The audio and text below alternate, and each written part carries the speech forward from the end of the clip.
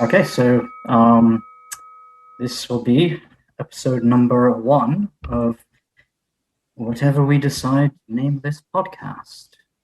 Have you thought of any names? Literally nothing. No, I was kind of hoping you being the creative one.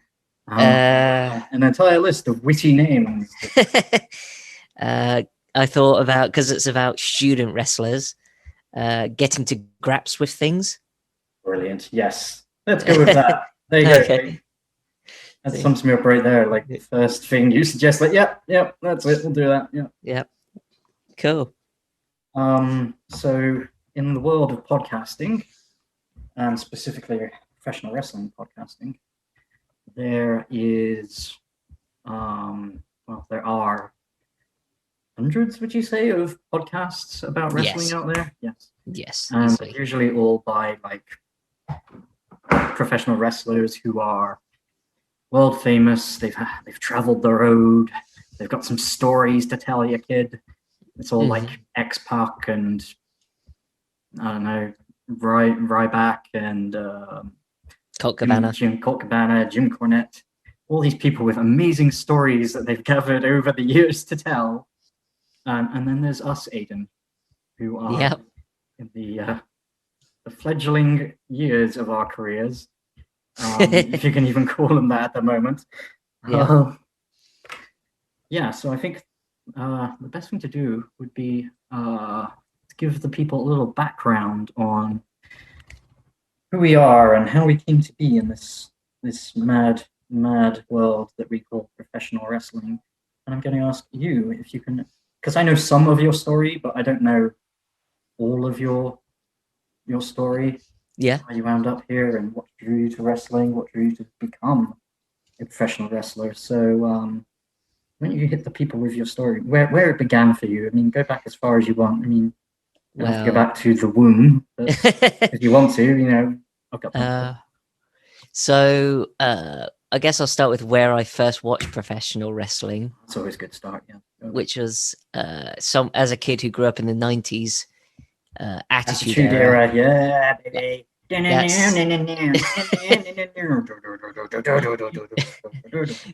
is, yeah, one of my first memories is that song from the SmackDown 2 game. Oh, okay. So were you one of these privileged children who had Sky and could actually watch WWE or WWF? No, actually. You're like me. You stuck to Channel 4 and limited stuff you could get through the internet at that time. Yeah, so the first thing I ever heard about wrestling was actually from computer games because I was a big gamer, still am. So my first actually memory of wrestling, I think, was Warzone on the PS1. Oh God, where you had to enter up, down, left, right, A, B, up, down, left, right, down to do a suplex. Oh, I couldn't even do that. It was all just punches and kicks. Yeah, you just spam the punch and kick button and until the health bar went red. Exactly. And then when you pin someone, you just hear a voice in the distance to go 1, 2, and then they'd kick out and I'd lose. But yeah, it was. I remember seeing Mosh, Thrasher, Goldust, and Kane, and I was like, "What is this?" And then these people can't be real. These can't be real people. It was weird. And then everyone at school, all of a sudden one day, was just talking about wrestling, and they all brought in their action figures. And I remember actually, I wanted to watch wrestling, and I could never find it on TV because I didn't have Sky.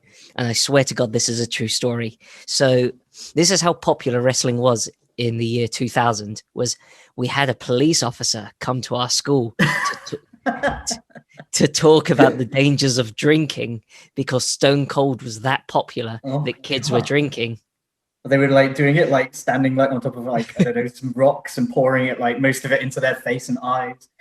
Yeah. They wouldn't have Budweiser, they probably had 2 cans of Stella or whatever. And just like, it was, grief. That's how yeah, so like the police officer would come in and he'd be like, "Who here likes wrestling?" And all the kids were like, "Yeah." And they went, "Who knows what Stone Cold drinks?" And all the kids were like, "Budweiser." And there's me that's like, how is everyone watching this but me?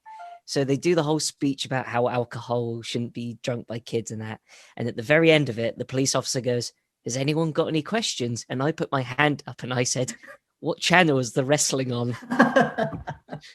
And the police officer said, I'm not answering that. And so I didn't find out till he a knew year he was like later. a closet wrestling fan.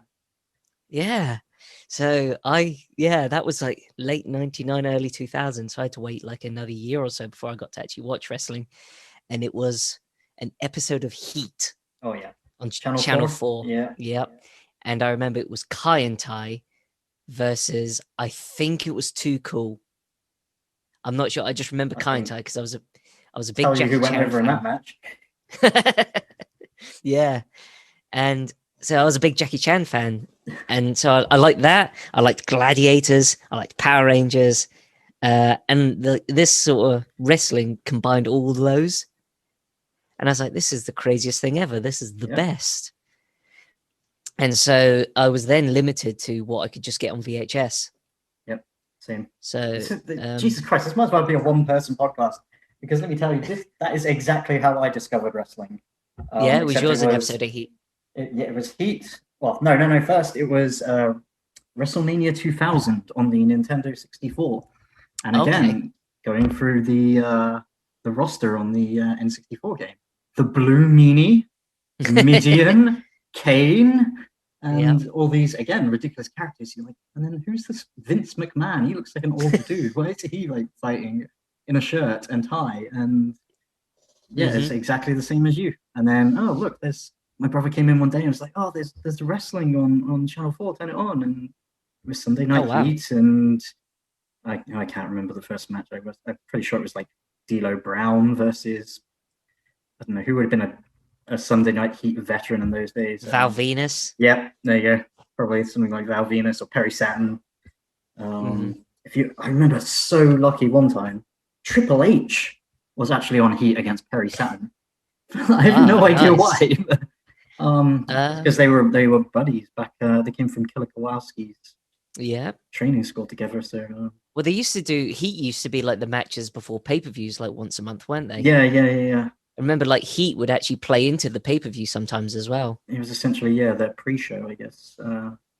In a way, yeah.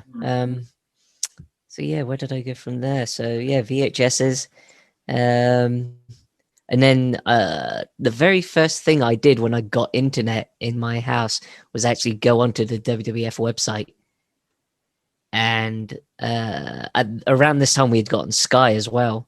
Internet and Sky, like Jesus. Yeah, so it was. I remember because I started watching just as the invasion angle kicked off. Yeah, that's pretty much bang on when I was. Yeah. Can you remember your first pay-per-view? Which was your first? It was the invasion pay-per-view. Oh wow!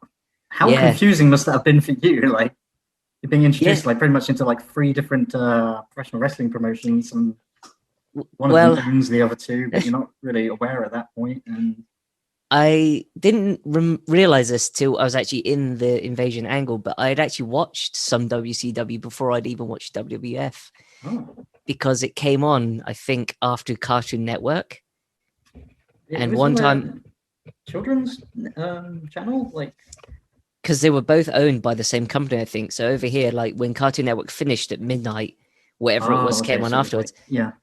So I was staying up late at my grandparents' one time, and I just remember the intro, which was the Nitro intro for all the explosions and that. And I was like, this is insane. So I was vaguely aware of WCW. The invasion angle kicked off. Invasion was the first pay-per-view, and I watched that because a friend's mum taped it onto a VHS for me and then allowed me to watch it. Again, my wasn't a friend's mum, but it was my auntie and uncle had Sky, and I was like, oh, please, can you record the wrestling? And like half the times they like try to record it because of course it was on at like 1 o'clock in the morning. Yes. So like trying to like set up the video recorder to start and stop, and you end up getting a different channel, or it would either that or they set it for 1 p.m. and not 1 a.m. Yeah, it would just fail completely, and you'd be like, oh well, thanks for trying. Yeah. Right deep down, you're like, oh, God damn it. Or they only have a 2-hour VHS taping that's a 3-hour pay-per-view and you miss the end of it. This must make us seem so draconian. Like, I remember when we had limits on our physical media and we could like see endless amounts of wrestling at a touch of a button on our magic phones in our pockets. Like, it's crazy, Yeah. like how difficult it was at that time for somebody, our age to actually watch wrestling. Yeah, but it made you like appreciate it a lot more. Oh yeah, and like every like second was special, whereas now it's just like there's Oh God, yeah. oversaturated. I remember when I found out that SmackDown came on twice, like once on Friday and once on Sunday. Like I watched both. Ah, yeah. I remember first time I had done that because it was, I think it was a SmackDown where The Rock beat Sean Stasiak 3 times in 5 minutes, and I just remember that. Planet Stasiak there. Yeah. So yeah, I think so. I always liked wrestling, but then it wasn't until I got on VHS a documentary thing that they did called TLC, Tables, Ladders, and Oh Chairs. yeah, I remember it. Yeah. It was sort of semi kayfabe, sort of shoot, like because they talk about their careers, but like the Hardys would talk about their actual childhood, but the Dudleys were talking about being brothers, and Edge and Christian were talking about brothers, and I was like, what is so weird. And the moment I realized I wanted to be a wrestler was when I watched Edge and Christian versus the Hardys in the tag team ladder match. So it was the Brood versus the New Brood from No Mercy 2000. Oh yeah, yeah, I remember it. And that match is like one of my all-time favorite matches because I just loved that. But it was a pain to find over here because in 2000, the UK had its own No Mercy pay-per-view. Oh, was it one of those god awful ones where like no titles will change hands? Yeah, except maybe the European title, maybe. I have it. Let's see if I can reach it with this cable still plugged in. I have the VHS that cousin gave me. So your main event was Stone Cold versus Undertaker versus Triple H in a triple threat match, which I'm pretty sure one of them doesn't turn up for the match.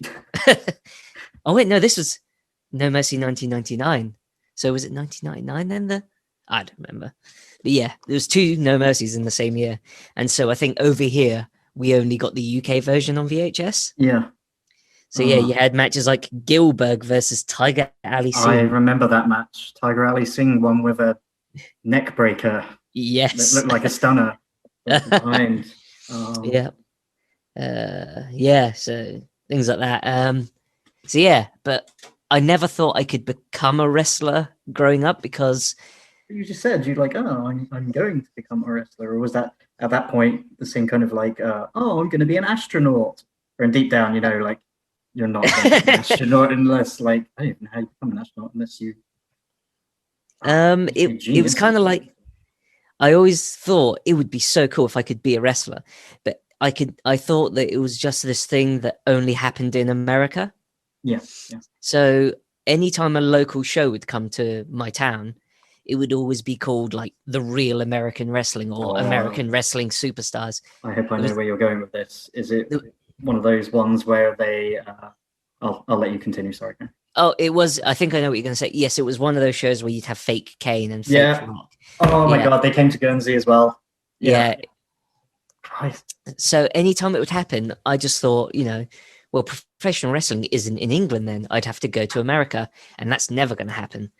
So it wasn't till like years and years later I actually found out that, because I knew about World of Sport, because it's sort of like an institution over here, isn't it? Like everyone, if you ever talk everybody has an auntie that used to watch it, or a grandma who used to shout at the screen and swear at the wrestlers on a Sunday afternoon. Big giant haystacks and Big Daddy. I used to watch that. Yeah, Kendo Nakasaki and all this. And so anytime people talk about it, they always talked about, wrestling used to happen in England. So as a kid growing up, I used to think that professional wrestling just doesn't exist in England. Yeah. So I missed out on like the 2000 indies and all that, which I would have gone to as a kid, but we never, it was hard for me as a 10-year-old to find out. So I never really thought I could do it. And it wasn't till my first training session happened, I think it was 2012.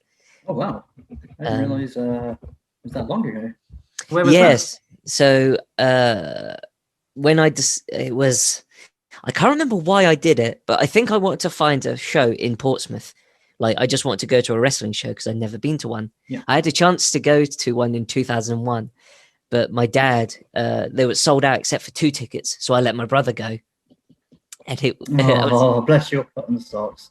the Insurrection 2002 tour, which I think had NWO versus like Triple H, The Rock, and Oh my Steve Austin, goodness. something like that. Wait, is your brother still a wrestling fan or interested in Yes. wrestling? Oh, okay. So he appreciates that. I got a T-shirt out of it, which is cool. That's not too bad.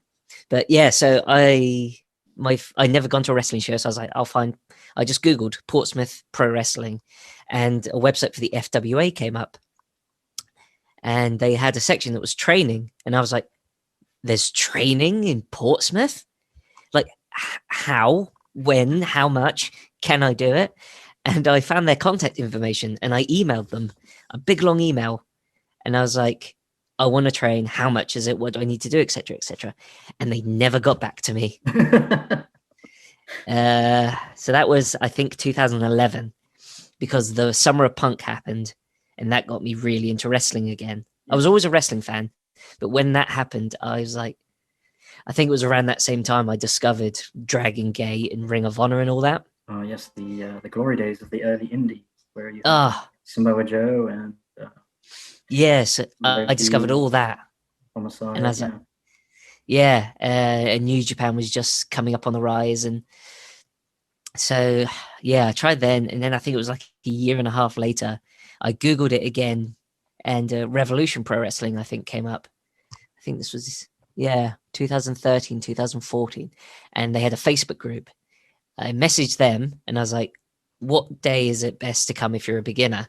And I got all these responses saying, "Come any day, it's great. Just come and give us money. Come on, it's fine. Any day, any day." Well, you get that, and it was like, come down. It's on a Saturday. It's £10. Like, that's like what? I expected like, oh, you have to pay like, because all the American and Canadian schools are like, you pay $6 grand. Fees, I used to read like, you're gonna pay us $12 for 3 months of training, and you'll also owe us 60% of all of your earnings for the rest of your career. Sign this contract. Whereas in British wrestling, it's just like, show up on Saturday, tenner. Yeah, something good. Yeah, turn up. It's a tenner. I thought, geez, I have to do it. Yeah. So I went to my work. So I worked at this point in a warehouse repairing TVs and games consoles. And it was just... Wait, repairing games consoles?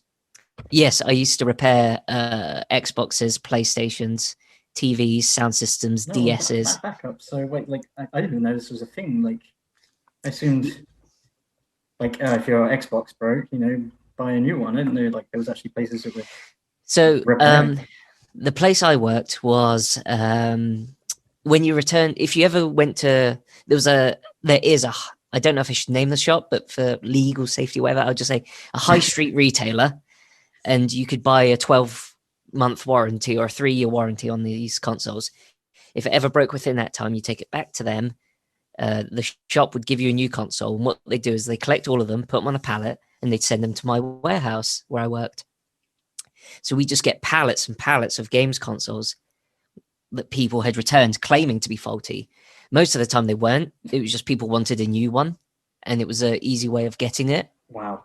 You just return the console, say, oh, it's broken, but you've paid the £60, whatever it was, so therefore you get a new one.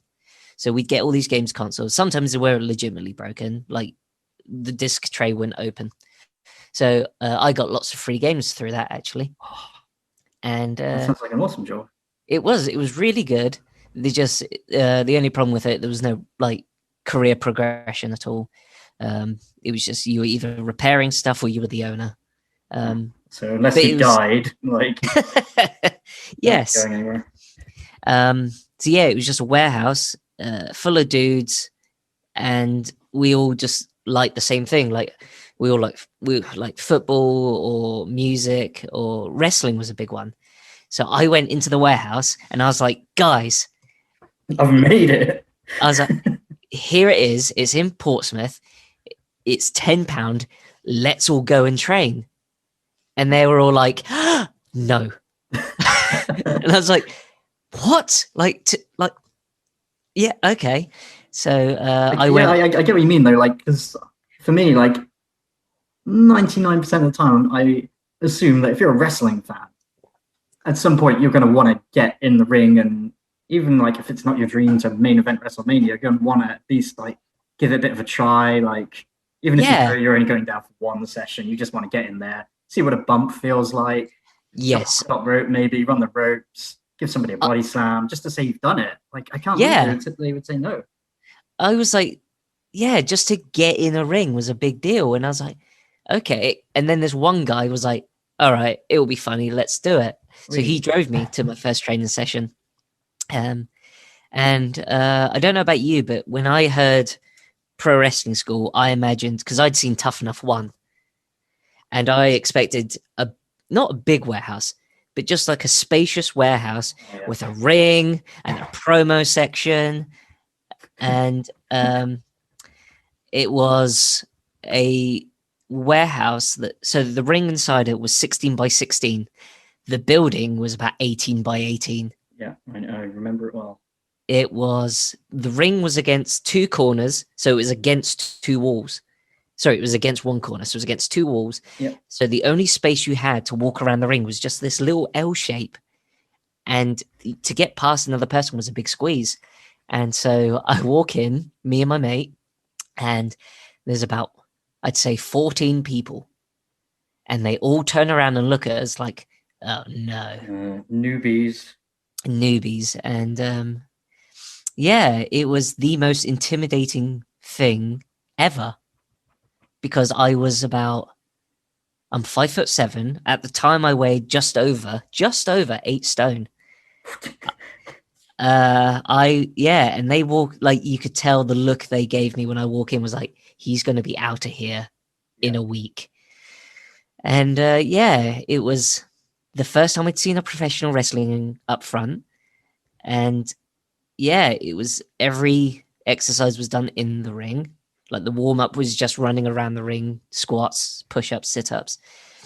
And it was 3 hours, and it was the best thing ever.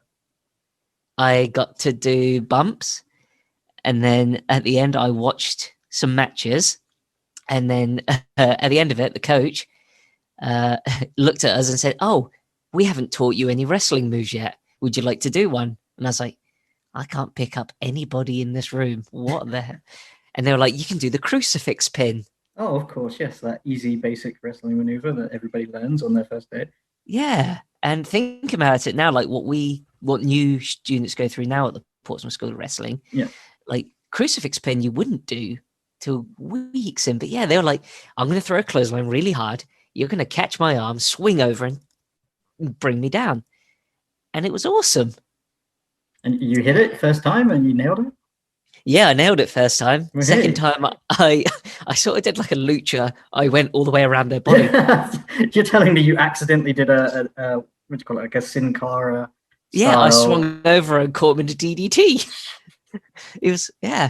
And at that point, I thought, I don't know about you, but you have like an idea of what kind of wrestler you're going to be. And at the time, I just thought, because of my size and that, I thought, luchador, why not? British Rey Mysterio right here. Yeah, Ricky Mysterio or whatever. But yeah, so that was it. And then I did that for 3 months, I want to say.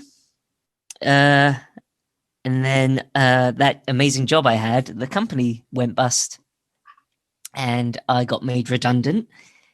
And the day after I got made redundant, I found out my next door neighbor at the time, she was a university lecturer. And she said, I can get you in on this course and you'll start next in a couple weeks. Wow. So in the space of like 2 to 3 weeks, I had to stop wrestling. I lost my job. I started university. And so therefore... Was university something you'd always like considered going, or you're just like, this is an opportunity, I'm not working at the moment? Yeah, it was... put myself in mass amounts of debt and... Yeah, because I think when it happened, we were in the recession. And so my idea was, okay, I have 3 years for the economy to get better.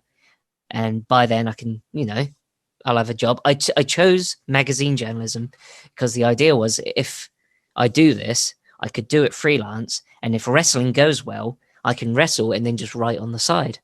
The dream. Yeah. So I did that for 3 years. I couldn't train at all the first year. And then the second year, I went back here and there. So, which university were you based at? Southampton Solent. Okay, so that's like literally just down the road. Yeah, but I had to move to Southampton, and as a student, I had no money. Oh, yeah. All the money I saved up from my previous job, I lost in the first year, Good. paying for everything, travel, housing, food. So yeah, so I essentially had to stop for 3 years, and then I came back 2016. Yeah, 2016, end of 2016. I want to say September, like the day I finished uni. I was like, I'm back wrestling full time. I don't care if I put myself in debt. I'm doing this. And so yeah, I've been training pretty much. I've been going week in and week out since September of 2016, and my first show was January of 2017. I want to say. Oh, let's go into that. I think you've told me about it, but if you want to tell the story of your first show, your debut, moment you'll never forget. Oh, my amazing debut in the Revolution Rumble. Oh yeah. I want to say, is it 2017 or is it 2016? Have I got my years wrong? Let me. It's so confusing to me. I have to look up when I started my job. Yeah, doesn't it like amaze you? Like wrestlers will be able to recall like not only like the years they did things, but the specific events. Like, oh yeah, remember when we had that match at Hell in a Cell, 2016 in this town on this date? Like, okay. So yeah, it was 2016 I started. So my very first wrestling match was January 30th, I think, 2017 at Portsmouth Buckland Community. No, was it the community centre?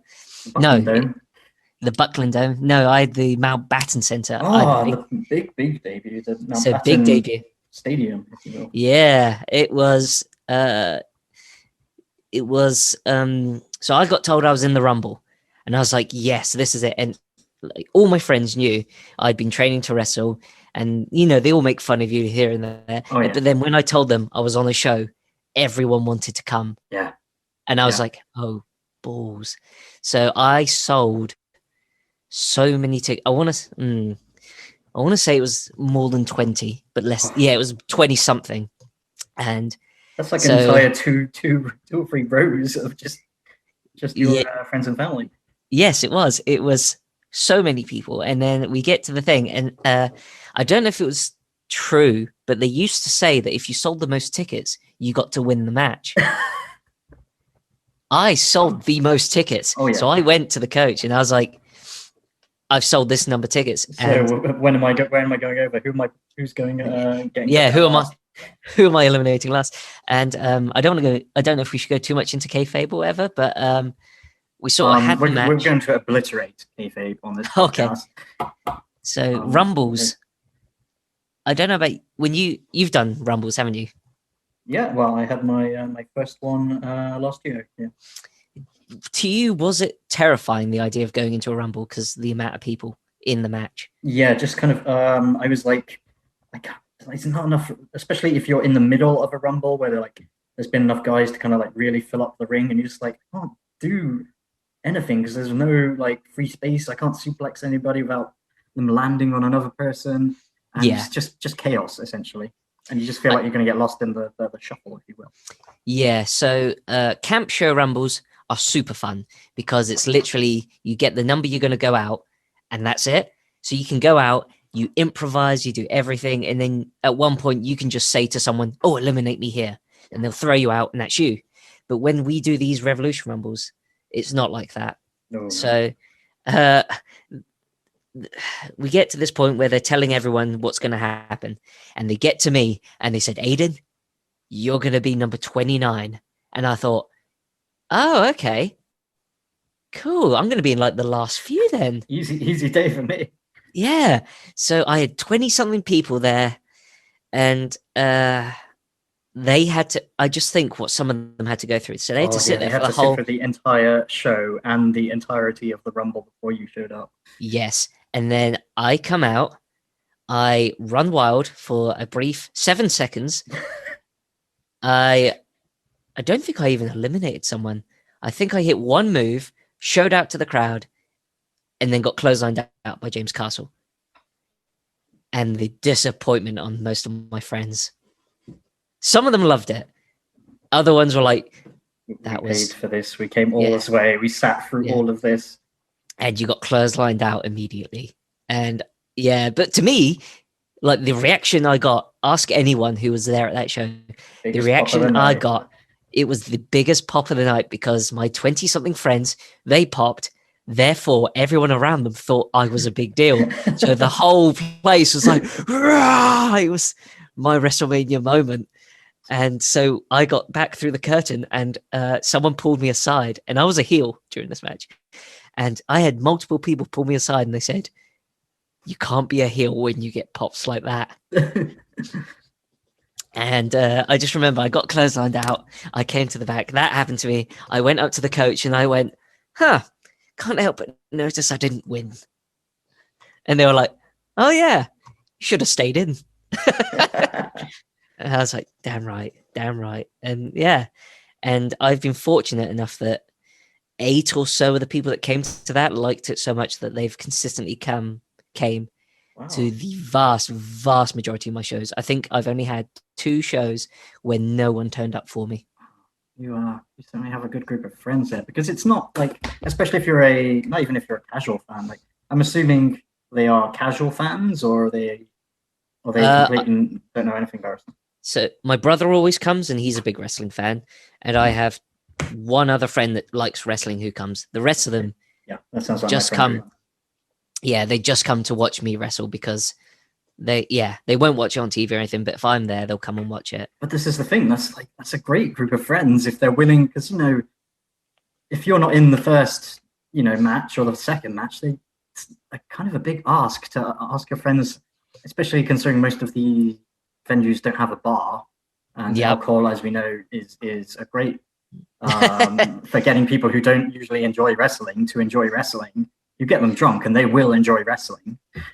Yes. I think we're fortunate with who we wrestle for in that our coaches, they know to put on something exciting first so that to hook people. Mood. Yeah, absolutely. And they won't put people out there that are going to stink up the ring. They got to start hot. Yeah, they know to start hot, and they work to people's strengths for the most part. I can only think of maybe 1 or 2 occasions where a match stunk up the place and it wasn't their fault. Like they put on a match that they thought would work and just didn't work. Yeah. So yeah, how did you debut? Oh, great. Are we going to tell my side of the story next? Because this is going to be like basically a retelling of your story, because our situations are bloody near mirror images. Well, kind of, but I didn't know this till you posted it recently. But you have trained in the past, like at the Portsmouth School of Wrestling. Wasn't your first wrestling school? No. I did not know about that. Well, like you, I dipped my toes in early, and financial constraints stopped me first time round. I had to use my second life, if you will, my second continue. Okay, where should we start this? Essentially, I was Aiden Taylor, and I also enjoyed video games and wrestling. And as we said before, video games led me to wrestling, essentially.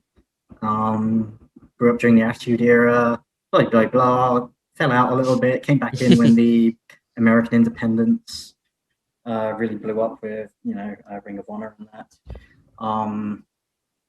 And yeah, again, it was one of those things, like, just like you, I want to try that someday, but really it just seems out of reach, especially seeing as I lived in Guernsey with a population of, 30, 40 people, perhaps. Only accessible by boat or plane? Yes.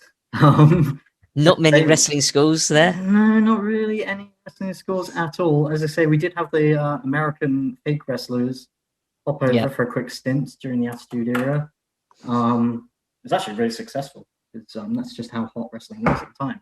Correct. But until that point, it seemed completely out of reach. I went to university in Gloucestershire, did my course in digital film production, which is of great use now that I work in a bank. Came back, was working in a bank or in finance. 21, 22, 23 years tick by. Continue working in finance. Going out on the weekends. Basically living a boring. Go on. Yeah, but like as you were saying, like the years tip by. I don't know about you, but like I hear this from multiple people. It's just the more time you spend away from it, the more you convince yourself you can't go back to it. Oh yeah, absolutely. Like, yeah, the amount of people that go once and then they're like, oh no, like I haven't been for a week or so. I can't go back. It's over. My career's over. Or like they hear, smile. yeah, or they hear like, oh, Zack Sabre Jr. started when he was 14. I'm 20. I can't do it. Completely out of reach. Yeah, you're absolutely right. Like it did. Like dreams seemed further and further away. Mm-hmm. And really, I honestly can't tell you what moment was that convinced me. I guess I was just Googling. Because I didn't really want to move to England because at that point I was I'm too old to like run off and join the circus. I've got a nice budding career in finance here, Yep. Move to England where I don't know anybody and don't have any job connections.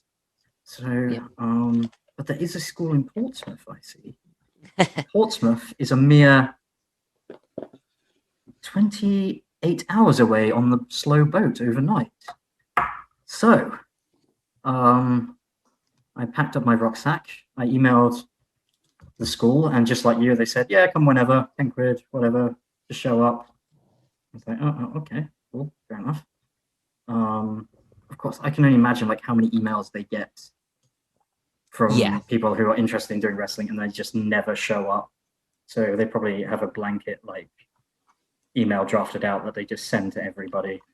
I can imagine just so sick of like people emailing them saying, "Oh, I want to be a wrestler, but I'm really special, and can you tell me this?" And show up, and we'll go from there.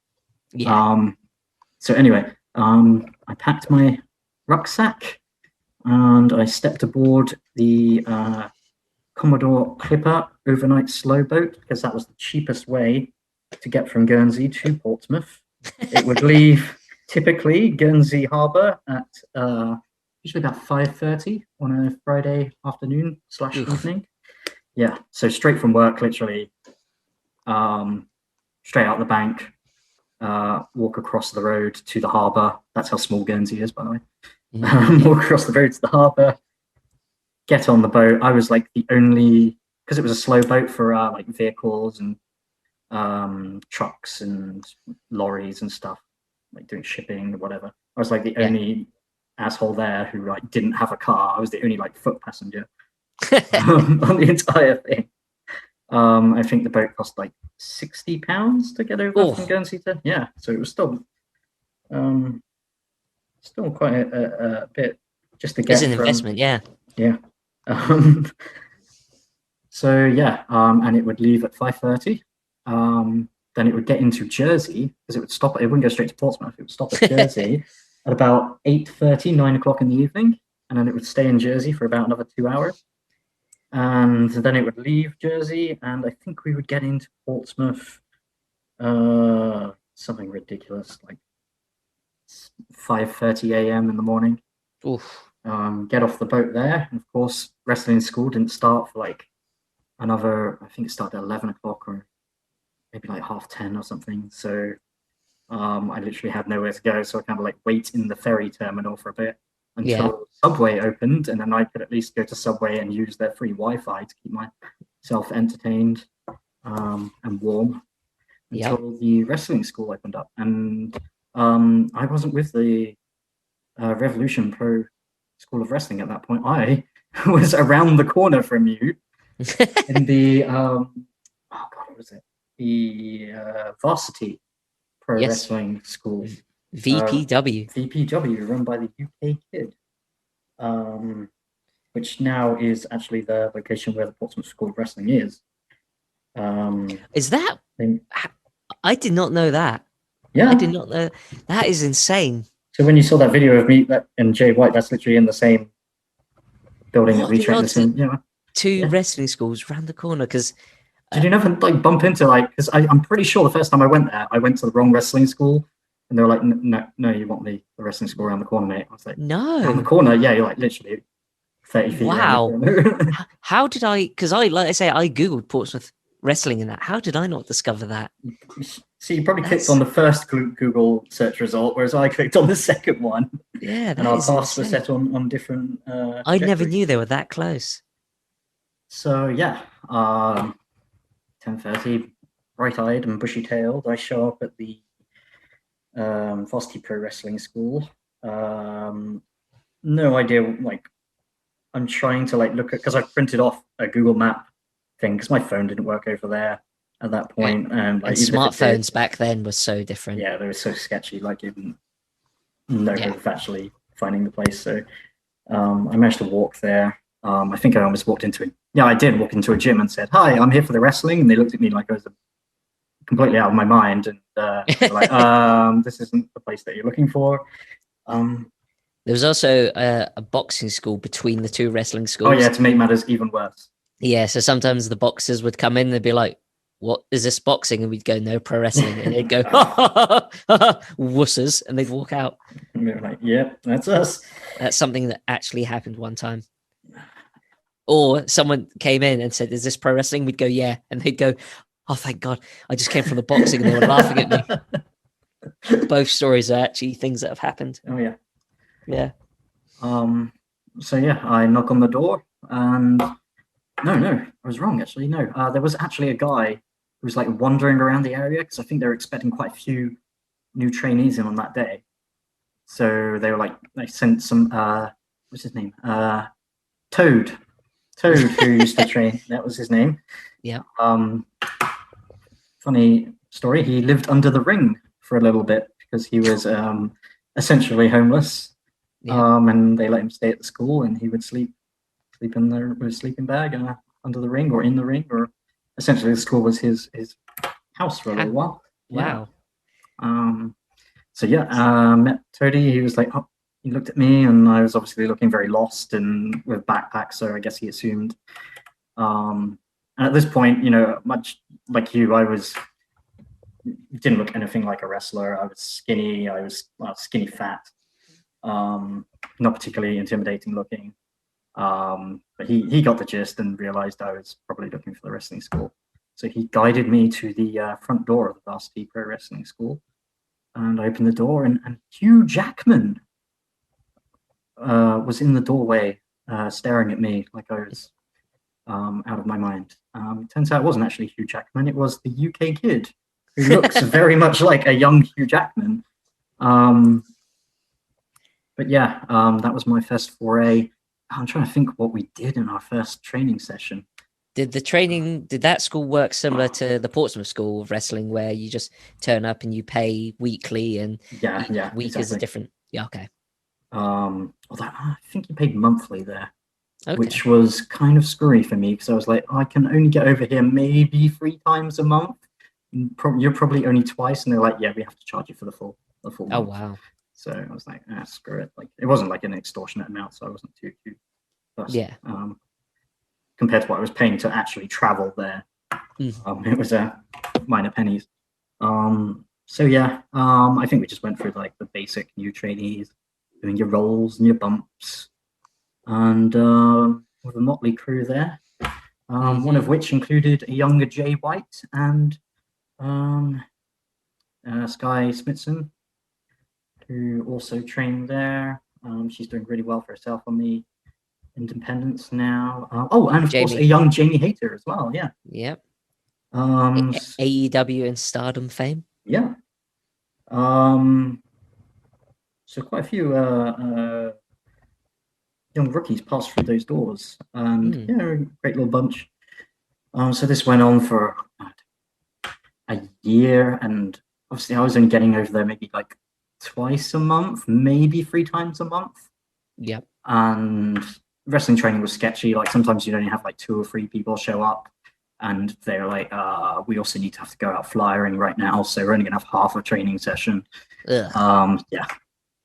Hey, welcome to British pro wrestling trainees. Back in the early days, where you know that kind of stuff did happen. And flying used to work back then. Yeah. And we used to have to, I think this actually happened back in the day, is sometimes we'd actually have to go to London to promote the London shows. What, and hand out flyers in London? And poster, yeah. Sometimes they'd pay people to do it, but I think other times they'd arrange trips in a coach to go down and do that, yeah. So, actually, hold that thought. I need to go pee. You Same. have the airway. Okay, so we'll cut this bit, and we'll be back Yeah. after a quick pee break.